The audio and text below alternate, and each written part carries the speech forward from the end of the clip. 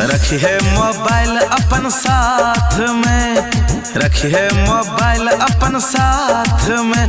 Phone करबोगे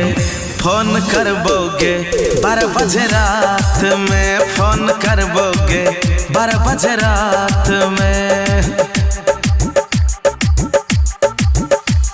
रखबो mobile अपन साथ में, रखबो मोबाइल अपन साथ में। फोन करी है रे 12 बजे रात में, फोन करी है रे 12 बजे रात में। मजा एते तब मीठ मीठ बात में, मजा एते तब मीठ मीठ